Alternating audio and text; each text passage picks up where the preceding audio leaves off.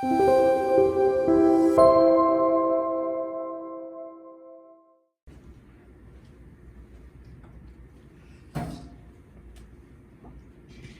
모습이 있으니까 민망해서 이제 오늘 넘어가겠습니다. 아까 우리 박명호 회장님께서 말씀해 주신 것 같이 이 금융 과세 쪽에 오랫동안 연구를 해오신 경상대 교수님 계신데 그분이 오늘 하필 일정이 안 된다고 하셔서 제가 몇 번 부탁드렸는데 오시지 못했습니다. 그래서 제가 하게 됐고요.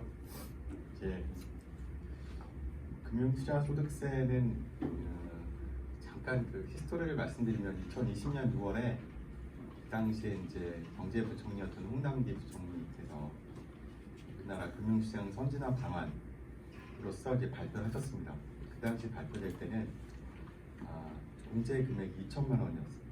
그래서 1년에 주식 매매 차익이 2천만 원이 넘으면 이제 20%의 세율을 과세한다. 그다음에 이제 매매 차익이 3억 원이 넘으면 이제 25%로 과세한다. 그랬었고, 그다음에 주식 시장은 불확실성이 높아서 손실을 보기도 하잖아요. 그래서 손실이 난 경우에 3년간 이제 손익분산 해준다. 그러니까 손실 2월 공제해준다. 그리고 과세 방식은 매달 원천 징수한다. 뭐 이런 식으로 해서 발표를 했었어요. 이제 주식 매매 차익에 대해서 왜 과세하지 않느냐에 대해서 오랫동안 이제 논쟁이 있었고, 이제 그 당시가 이제 2020년 6월이니까 한참 코로나 시국이었거든요. 코로나 시국이어서 주가가 엄청 빠졌다가 그러다가 다시 이제 막 오르던 그런 시기였어요. 그래서 이제 그 당시에 이런 발표를 했는데 그리고 나서 이제 기재부에서 발표하고 공청회를 보통을 하니까 7월 초에 공청회를 한번 했습니다. 그랬더니 이제 투자자협회라고 해서 한국 주식 투자자협회 대표들도 오시고 많은 분들이 오셔서 반대를 많이 하셨죠. 지금 경제도 어렵고 코로나 시국이고 힘든데 무슨 세금을 걷냐, 여기에 대해서 개미 투자자들의 희망을 꺾냐 이런 말을 막 해요. 근데 반응이 되게 안 좋았거든요. 당연히 안 좋겠죠. 없던 세목을 새로 만든다는데 그게 반응이 좋을 수가 없잖아요. 네, 그랬더니 대통령께서 그 다음날 말씀을 하셨어요. 문재인 대통령께서 이게 그러니까 개미 투자자들의 희망을 꺾어서는 안 된다. 그런 목소리가 나왔으니까. 그래서 전면 재검토하라 지시하셨어요. 그랬더니 며칠 있다가 기획재정부에서 발표합니다. 기본 공제 금액을 5천만 원으로 올렸어요. 네. 그리고 2월 공제, 그러니까 손실 2월 공제 기간을 3년에서 5년으로 늘렸습니다. 그 다음에 원천 징수도 매달 하는 게 아니고 반기에 한 번씩 하겠다. 그런 식으로 해서 발표를 했고, 그래서 2020년에 발표하고 사실은 2022년부터 2021년에 이제 법이 시행이 되기 시작하고 그러면 이제 소득이 생기고 2022년에 실제로 이제 그러니까 세금을 걷는 걸로 그렇게 발표가 됐다가 이제 윤석열 대통령이 대통령 당선되고 나서 이제 금투세 폐지를 말씀하시고 그러면서 여야가 이제 2022년이 되니까 이걸 2년간 유예하는 2021년입니다. 유예하는 법안을 이제 합의를 하고 유예가 됐죠. 그래서 올해부터 과세를 다시 시작을 하고 그다음에 실제로 이제 과세가 시작되는 것, 그러니까 과세가 되는 것은 내년 시행되는 걸로 2년 전에 저희가 합의를 했습니다. 그러면서 이제 2년이 거의 흘러가는 시점입니다. 근데 이제 아무 변동이 없으면 내년부터는 과세하게 되는 것이죠. 그러니까 이제 정부와 여당에서는 금투세 폐지가 필요하다고 주장을 하고 야당에서는 이제 노래 많이 보도돼서 아시겠지만 진성준 의원을 포함해서 무슨 소리냐, 이 정도로 시행해야 된다, 그런 목소리가 있고, 며칠 전에는 야당에서 이제 토론회를 하기도 했었죠. 야당 의원이 이제 이상한 소리를 해가지고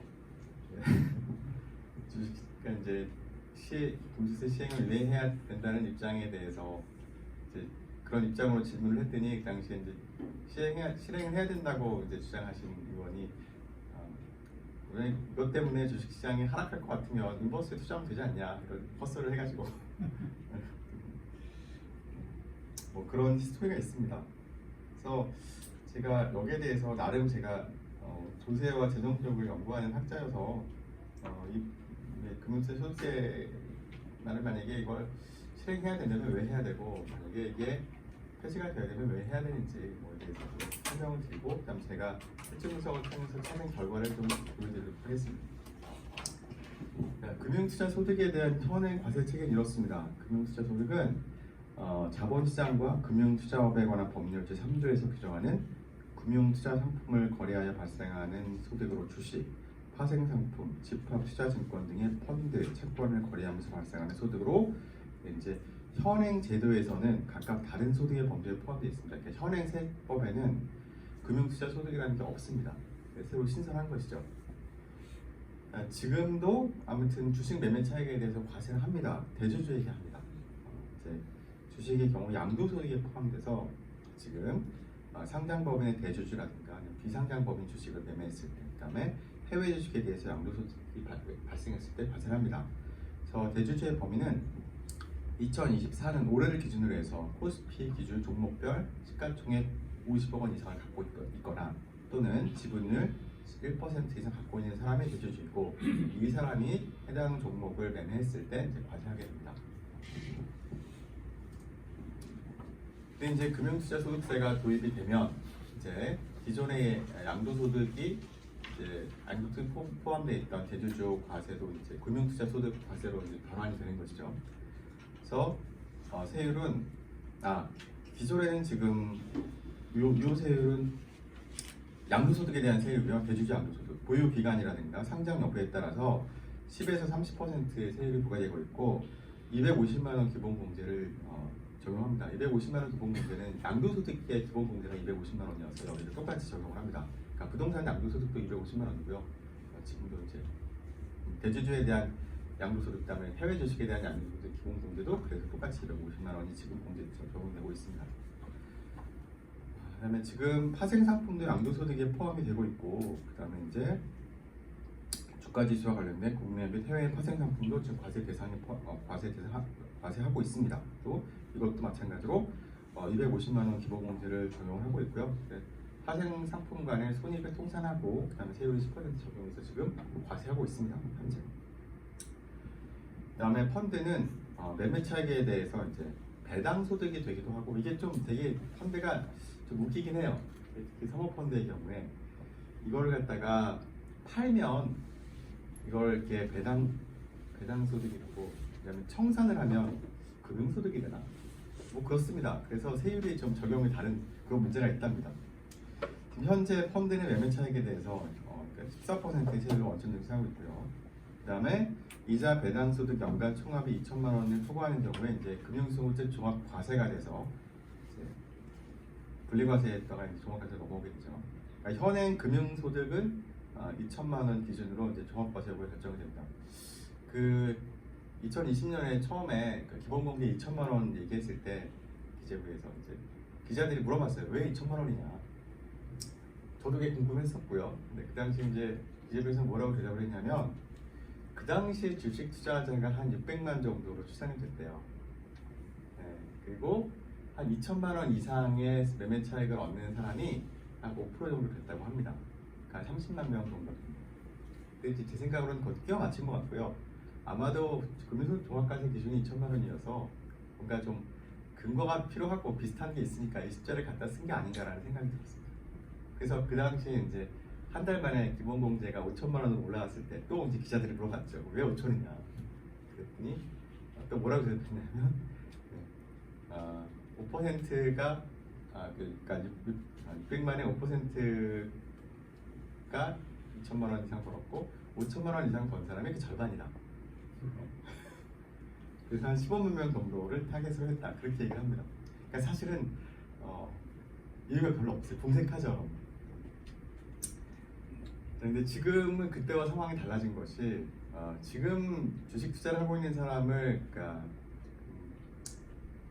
추천해봤더니 정부에서 추천해봤더니 약 1,400만 명 정도 된대요. 그 당시에 금융투자 소득세가 처음 이게 도입됐을 때에 비해서 투자자 수가 2배 이상 늘었죠. 그런데 그러면은 주가 시총은 2배 늘었니? 안 늘었죠. 별 차이가 없어요. 그러니까 그 당시에 이제 코로나 때 한참 1,000대로 내려갈 때 다시 2,000을 회복했었고, 그 상태에서 지금 2,700까지 갔다가 지금 2,600, 500 왔다 갔다 하니까 투자에 참여하고 있는 사람 많은데 시총 별로 안 올랐다는 얘기는 뭐냐, 무슨 뜻이냐면 주식 투자를 해서 돈 버는 사람이 별로 없다는 뜻이에요. 제가 이 스토리를 어떻게 알고 있냐면 그 당시 이제 2020년이죠. 이제 요 발표, 정부에서 금융세 소득세를 시행한다는 발표하기 전에 그 전에도 논의는 쭉 있었고, 이걸 하게 되면 그러면 이제 증권 회사에서 이제 원천 증수를 해야 되거든요. 해야 되니까 시스템도 만들어야 되고, 도대체 그러면 뭘 어떻게 해야 되느냐, 그 다음에 과세책에 따라서 그러면 세수는 어떻게 바뀌느냐, 뭐 이런 것들에 대해서 나는 금융 기관들도 이제 스스로 궁금했었어요. 그러니까 정부도 좀 협조해 달라 요청도 했었고, 그래서 금융투자협회에서 이게 세제가 바뀌면 그럼 세수는 얼마나 될 건지 나름 추산을 했습니다. 제가 그때 그 연구에 참여를 했었어요. 그래서 히스토리를 좀 잘 알고 있고, 그때 어떻게 참여했냐면 우리나라의 10개 증권회사에 실제로 주식 투자하고 있는 사람들의 개별적인 주식 성과 자료를 다 받았습니다. 약 10년간. 그래서 무슨 주식을 얼마에 샀고 얼마에 팔았고 그런 것까지는 모르겠지만 최소한 당해 연도에 손실이 얼마고 그 다음에 이득이 얼마인지까지는 파악할 수 있는 자료이고요. 그때 제가 봤더니 우리나라, 그러니까 그 당시 2020년이긴 하지만 우리나라 주식시장에 투자하고 있는 사람들 중에 한 45%는 이득을 보고 있고요, 55%는 손실을 보고 있습니다. 그러니까 주식시장에 들어와서 돈 벌기가 쉽지 않다는 얘기겠죠. 그리고 그 당시에 거래세, 그 당시 지금도 거래세가 있지만 그 당시에는 거래세가 0.3%의 거래세가 이제 부과되고 있을 시점인데 거래세를 누가 좀 많이 납부했냐면 손실 본 사람들이 더 많이 납부를 하고 있더라고요. 네. 잘 생각해보면 그럴 수밖에 없는 게 손실 본 사람들은 어떻게든 많이 하려고 계속 주식을 하잖아요. 거래가 빈번해지니까 더 그렇지 않았나 싶습니다.